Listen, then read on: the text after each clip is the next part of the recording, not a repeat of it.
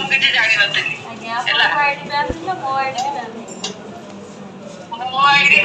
ban କରିଦେଲେ କିଛି ନାହିଁ ଯିଏ ଲଢେଇ କରେ ତାକୁ ଅସୁବିଧାର ସମ୍ମୁଖୀନ ହବାକୁ ପଡେ ମୁଁ ଆଜି ବି ଭିଡିଓ କରିଛି ଯେ ତାକୁ ଜାମିନ ମିଳିଲା ସତ ତାକୁ ଯେ କହିଥିଲେ ସେକ୍ସୁଆଲ ହାରାସମେଣ୍ଟ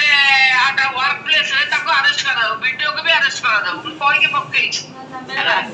ଏ ସରକାରଟା ସେଇଭଳିଆ ମା ହେଲା ମ୍ୟାଡାମ ଆଉ ନ୍ୟାୟସିଲା ମିଳିଗଲା ବର୍ତ୍ତମାନ ମୋ ବେକରେ ଫାଶୀର ଫନ୍ଦା ମୁଁ କେତେବେଳେ ମୋ ଜୀବନ ଚାଲିଯିବ ଠିକ ନାହିଁ ମୁଖ୍ୟ ଅଭିଯୁକ୍ତ ଏବେ ବି ବାହାରେ ତାଙ୍କ ଟାର୍ଗେଟରେ ମୁଁ କହିବି ଆଜି ଯାଇକି କହିବି ମୁଖ୍ୟ ଅଭିଯୁକ୍ତ ସେ କଣ ତା ନା ହରିଶ ଲେଙ୍କା ଆଉ ଗୋଟେ କିଏ ସେ ଯୋଉ ଦାଡିଆଟା ନା କଣ ପ୍ରଶାନ୍ତ ସେଠୀ ସେ ପାଣ୍ଡିଆନ ଏମଏଲଏ ର ପାଣ୍ଡିଆନ ଆଚ୍ଛା ପ୍ରଶାନ୍ତ ସେଠୀ ନାଁରେ ମୁଁ କାଲି ପକେଇଛି ଦେଖ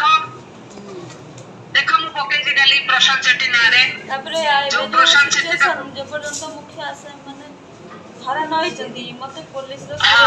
ତମେ ଗୋଟେ କାମ କର ଶୁଣ ତମେ ଗୋଟେ କାମ କର ମୋ ନମ୍ବରଟା ରଖ ମନ୍ମଥ ଭାଇଠୁ ମତେ କଲ୍ କରିବ କଣ ଦରକାର ହେଲେ ମାନେ କାହା କିଛି ଭିଡିଓ ବଗେରା ଯାହା କରିବାର ଅଛି ମୁଁ କରିବି ଯେତିକି ପାରିବି ହେଲା ମ୍ୟାଡାମ ମୁଁ ଯାଇଥାନ୍ତି ଦେଖିବା